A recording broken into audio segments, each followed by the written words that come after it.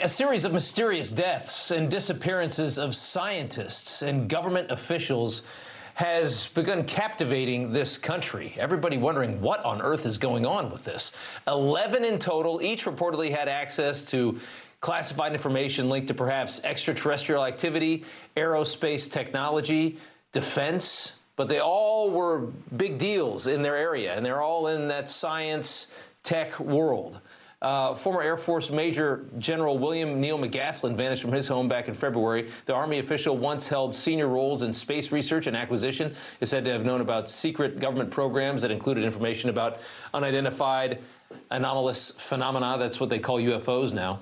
McGaslin was the 11th case of death or missing person in the last few years with ties to UAP research. Carl Gromer, a California Institute of Technology astrophysicist known for his work on exoplanets and the discovery of water on distant worlds, was shot and killed February 16th.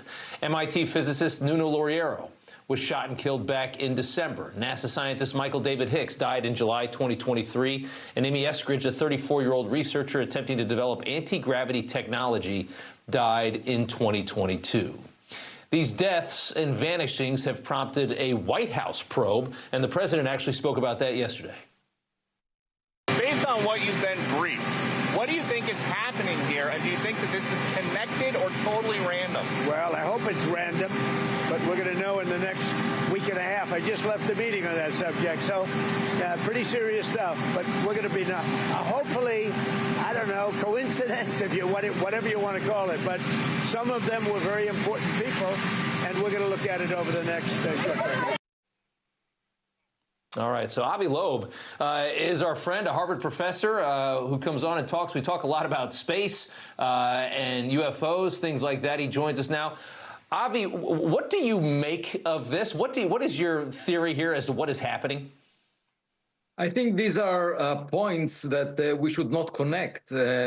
People enjoy connecting the dots and coming up with some common denominator, but when I look at each and every case, they appear to be under very different circumstances, and many of those people were at the prime of their career a while ago, not just now. And you would expect an adversarial nation, if this had anything to do with it, to attack or do something to leaders of projects right now, people who are active right now that know some secrets.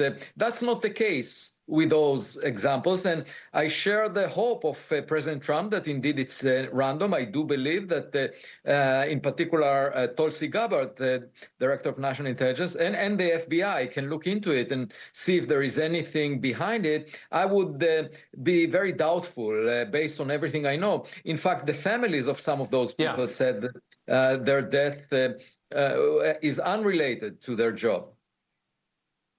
Yeah, I mean, I know at least one, maybe two of them were suicides, and it's the first thing I thought was that this was some other country that was trying to inhibit our ability to do research in some capacity. But you really think that this is just random? Because when you start hearing 10, 11 people. And I know it's a broad spectrum of science and technology and things like that, and it is. You're right. It's not like they were all researching, water on other planets or UFO activity or things like that. They all it was an array of different research that they were doing. But it is strange. I mean, it's strange enough that it's gotten a lot of people's attention. You think it's purely just random as we look at all these faces? Yes, I think it's unlikely that these cases are related. It's unlikely that it's also related to an adversarial nation. Of course, the suspicion is that, there were nuclear scientists in Iran that were targeted, and therefore there might be some revenge related to that. But frankly, I'm not worried at all, and I'm working in these related areas. In fact, today I had a visit to my office at Harvard by Congresswoman Anna Paulina Luna, who was also telling me that she was worried, and she wished me to stay safe. But I really am not concerned about it at all. And I do believe that science right now is very exciting, especially after the space exploration of the 50 years ago, where it was rejuvenated by the success of the Artemis 2 mission. And I think for the young people out there, becoming a scientist is a great career choice.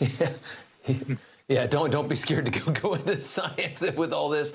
Avi Loeb, we appreciate you coming on. Thank you so much. Thanks for having me.